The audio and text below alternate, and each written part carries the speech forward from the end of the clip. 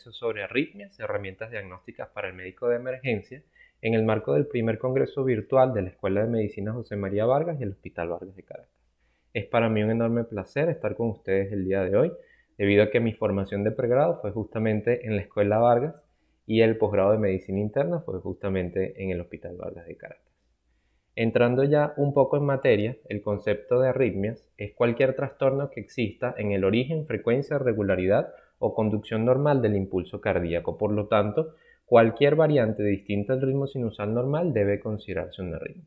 Esto hace un concepto tan amplio que nos obliga a discernir cuáles son los pacientes en que realmente debemos intervenir y en cuánto tiempo tiene que ocurrir nuestra intervención.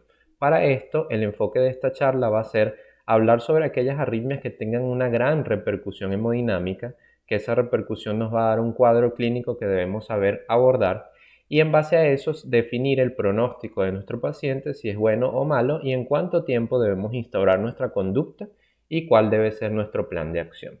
Para clasificar las arritmias, muy sencillo en cuanto a la frecuencia, menos de 60 latidos por minuto es una bradiarritmia y más de 100 latidos por minuto es una taquiarritmia.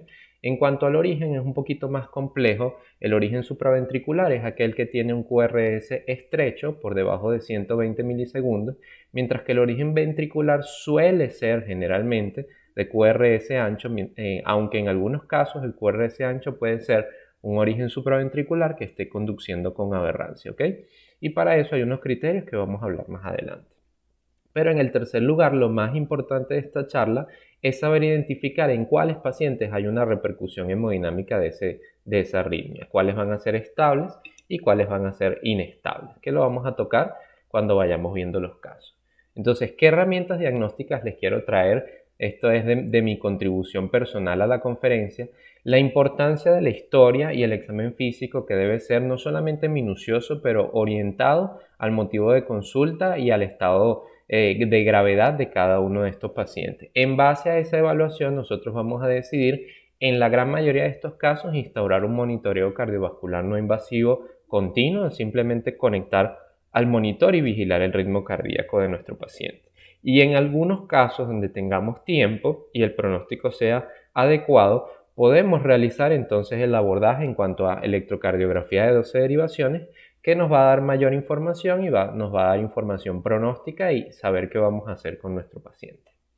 ¿Cómo vamos a clasificar las arritmias? Esto no busca hacer una clasificación exhaustiva, sino agruparlo de forma didáctica para poder hablar de cada uno de estos trastornos. Básicamente vamos a hablar de tres grupos: el grupo de bradiarritmias, el grupo de taquicardias de QRS ancho y el grupo de taquicardias de QRS estrecho, y las más importantes, más frecuentes en la emergencia de cada uno. Empezando con las bradiarritmias, la primera que tenemos que hablar es la de la bradicardia sinusal, es la más frecuente y va a haber una gran variedad en cuanto a pronóstico y necesidad de conducta en estos pacientes. La bradicardia sinusal debe interpretarse de acuerdo al rango de frecuencia cardíaca, si bien todo ritmo menos de 60 latidos por minuto que sea sinusal es bradicardia sinusal, no es la misma conducta un paciente que tenga 30 o 35 latidos por minuto a aquel que tenga 50 o incluso por encima de esta frecuencia. La edad del paciente también es muy importante, sabiendo que a mayor edad hay mayor comorbilidades y tenemos que instaurar una conducta más minuciosa. Y el buen pronóstico puede ser dado por un paciente que esté consumiendo algún tipo de medicamento que tenga efecto cronotrópico negativo, no solo los betabloqueantes, sino también un amplio rango de medicamentos como los digitálicos, la digoxina, que es la más importante, gran parte de los antiarrítmicos y muchos de los calcioantagonistas. En este caso, los no dihidropiridínicos tienen este efecto.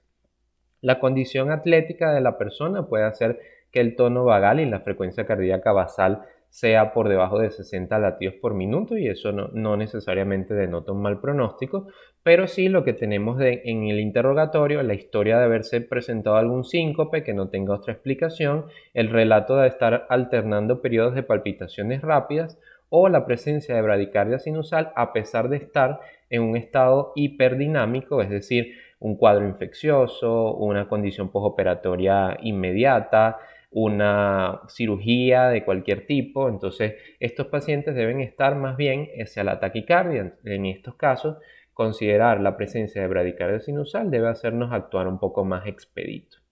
¿Qué vamos a ver en el monitor? Muy sencillo, vamos a ver la onda P antes de cada QRS con un intervalo PR fijo, pero la frecuencia que esté por debajo de 60 latidos por minuto. Ya eso constituye el diagnóstico de una bradicardia sinusal por monitor. Con ese monitor instaurado podemos utilizar atropina por vía endovenosa y vemos si la frecuencia cardíaca aumenta por lo menos un 10% del inicio para hablar sobre competencia cronotrópica positiva, y eso denota un buen pronóstico en nuestro paciente.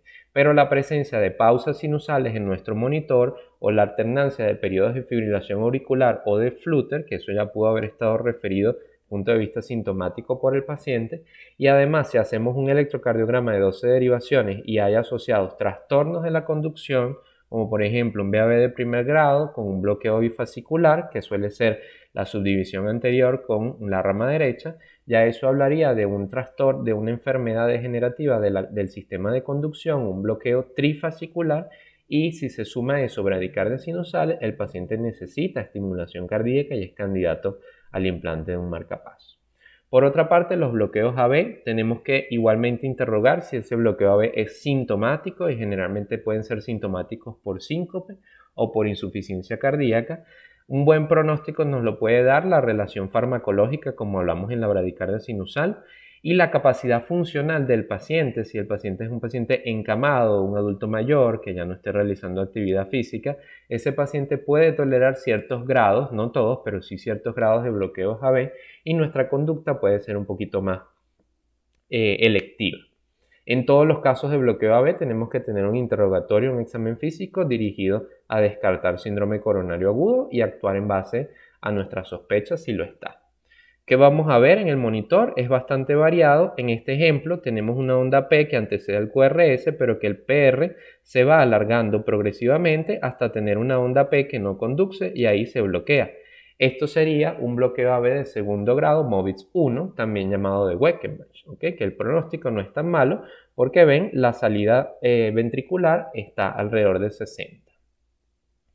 En el siguiente caso, un intervalo PR que se mantiene, pero hay una onda P que no conduce, otra onda P que no conduce. Y luego de eso se reinicia el intervalo PR, donde hay conducción desde la P hasta el QRS, y luego dos ondas P más que no conducen. Entonces esta conducción de 3 a 1 es un bloqueo AB de segundo grado tipo Movitz 2, y la connotación es un poco peor que el ejemplo anterior. Y pasamos por último al bloqueo AB completo. Fíjense, cuando la onda P no hay relación entre el QRS, puede estar antes pero con un PR variable, puede estar en la línea isoeléctrica, puede estar después del QRS, puede estar en relación a la onda T, hay una disociación auriculoventricular y el pronóstico es peor, es un bloqueo AB de tercer grado.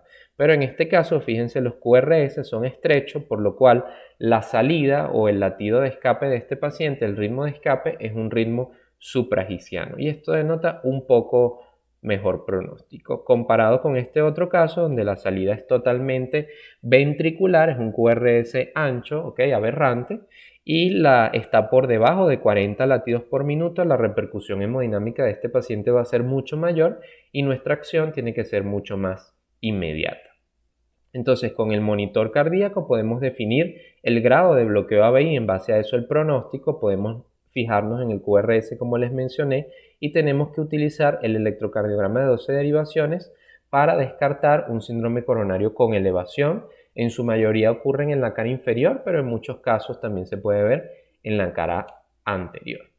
Meternos en la taquicardia de QRS ancho, tenemos que empezar obligatoriamente por ese paciente que llega a la emergencia en ausencia de pulso, con un familiar o testigo que nos refiere a alguna clínica de síndrome coronario agudo, y tenemos que ir directo a monitorizarlo, donde vamos a ver estas ondulaciones en una verdadera línea isoeléctrica y sin verdaderos complejos QRS.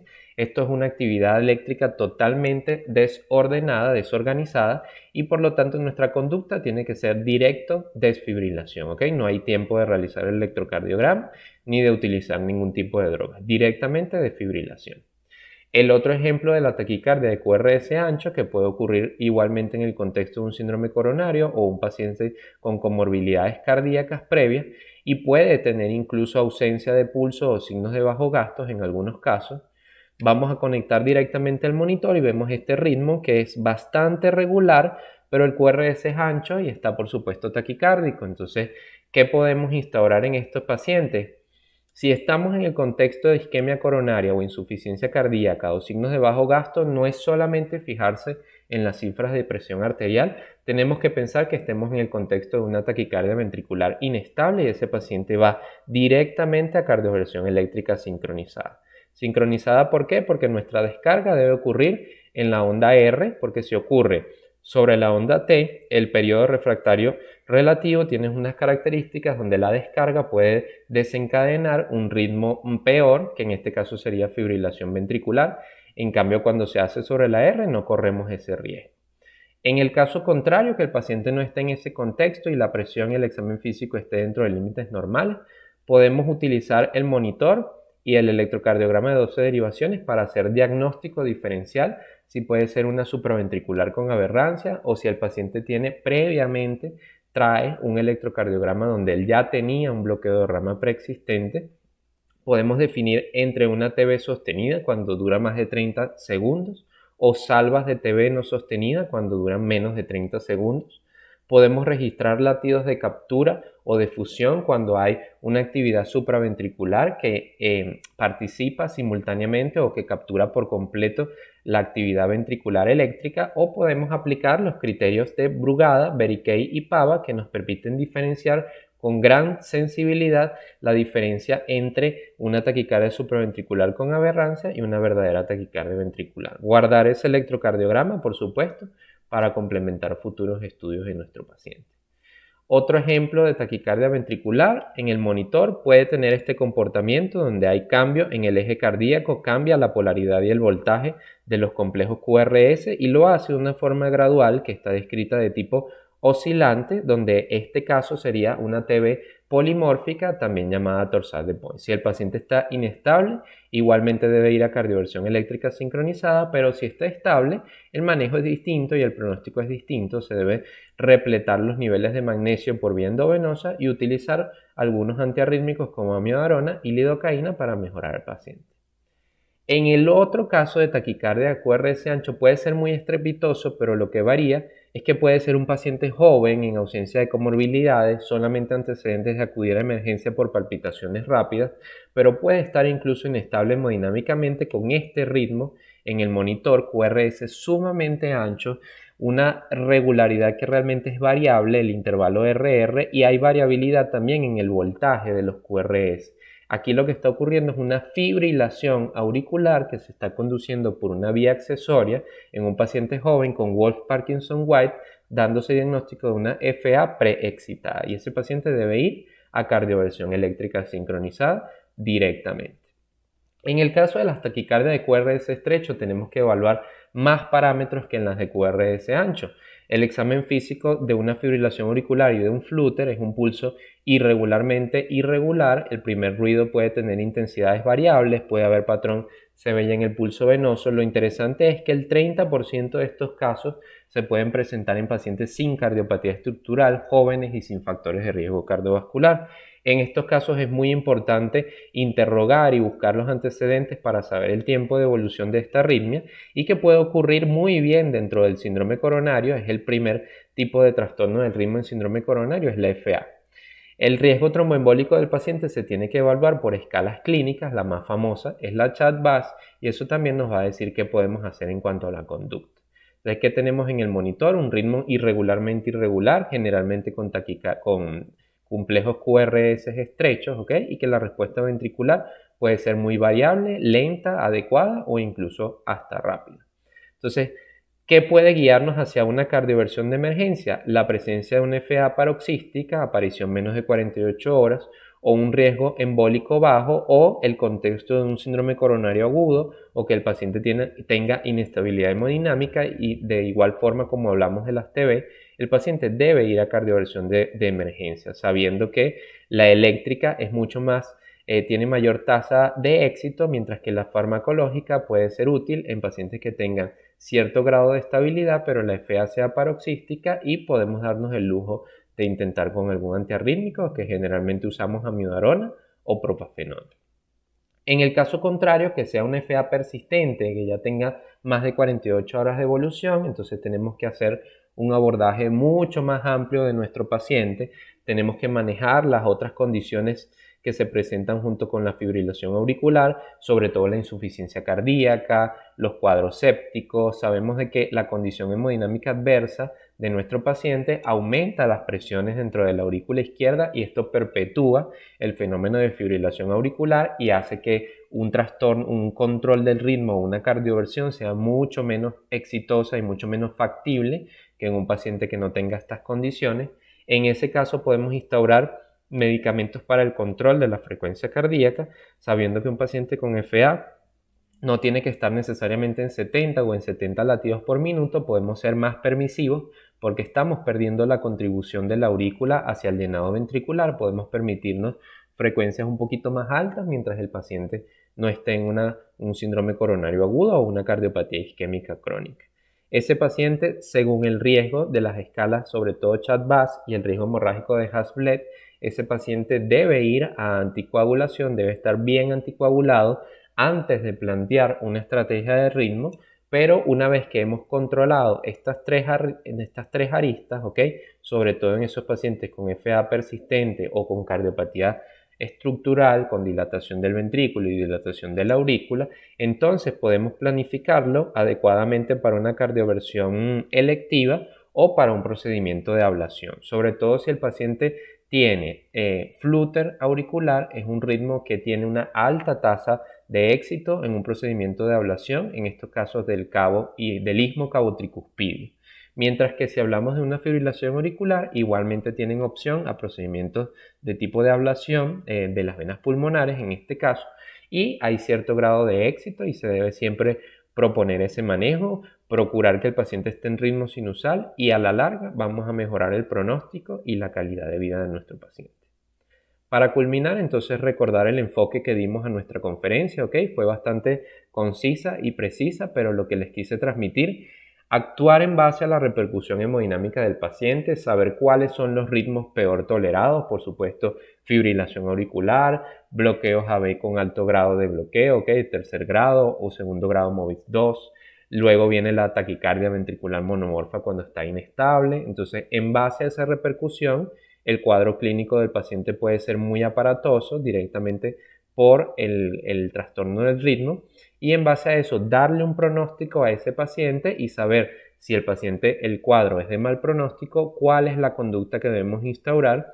Muchas veces tenemos que hacerlo solamente en base al trazado del monitor y saber que no en todos los casos hay que complementar con el electrocardiograma de 12 derivaciones y evaluaciones por múltiples especialistas, sino que simplemente los hallazgos al monitor en nuestra emergencia pueden hacer que instauremos una conducta efectiva y eso ahorrarle una cantidad de complicaciones a nuestro paciente.